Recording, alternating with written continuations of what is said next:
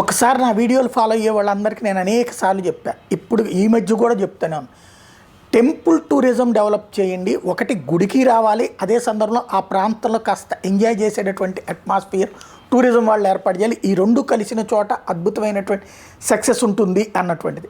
ఆంధ్రప్రదేశ్కి అది చక్కటి అవకాశం ఉంది. ఒక శ్రీశైలం, తిరుమల, సింహాచలం, అరసవెల్లి ఇట్లా చూసుకుంటే బోలెడని పంచారామాలు ఉన్నటువంటి క్షేత్రంలో అట్లాంటివి చెయ్యాలి అన్నటువంటి.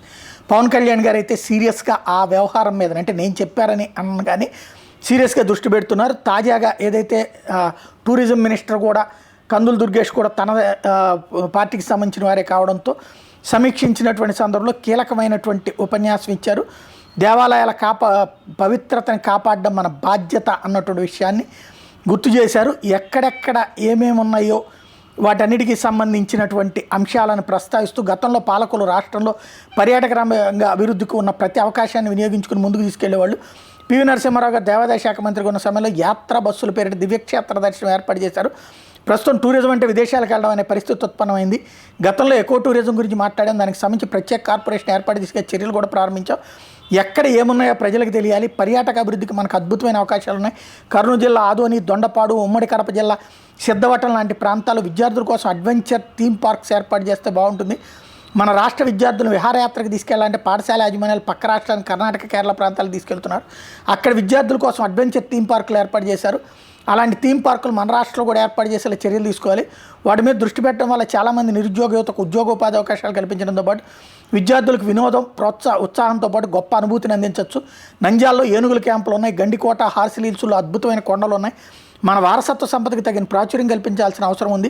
తిరుపతి దగ్గర గుడిమల్లం ఆలయం, కాకినాడ సమీపంలో ఉన్న కోరింగ మడాడవులు, వన్యప్రాణి అభయారణ్యాలు రాష్ట్ర వ్యాప్తంగా అందుబాటులో ఉన్నాయి. అయితే ఎక్కడేమున్నాయన్న సమాచారం ప్రజలకు అందుబాటులో లేదు. రాష్ట్రంలో పర్యాటక రంగం అభివృద్ధి చెందాలంటే అసలు ఆంధ్రప్రదేశ్ రాష్ట్రంలో టూరిజం స్పాట్స్ ఎక్కడ ఏమున్నాయనే విషయం ప్రజలకు తెలియాలి. అలా తెలియాలంటే ప్రణాళికాబద్ధంగా ప్రచారం కల్పించాలి.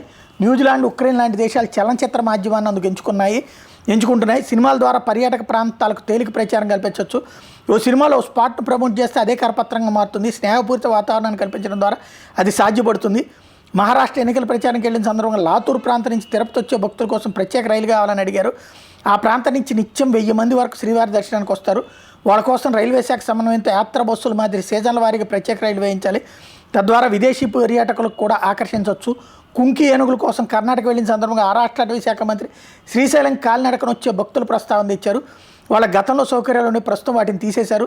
ముఖ్యమంత్రి గారితో సమావేశం సందర్భంగా అటవీ శాఖ అధికారులు మా దృష్టికి తీసుకొచ్చిన టూరిజం పోలీసింగ్ అంశం కూడా చర్చకు వచ్చింది.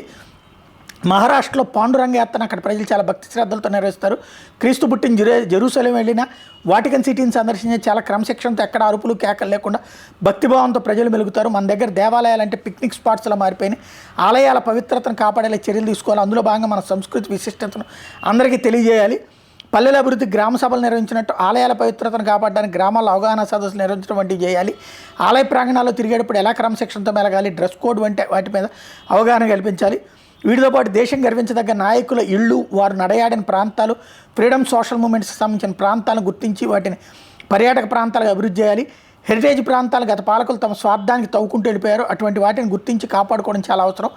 అన్నిటికంటే ముఖ్యంగా పర్యాటకుల భద్రత చాలా అవసరం అని చెప్పి ప్రకటించారు.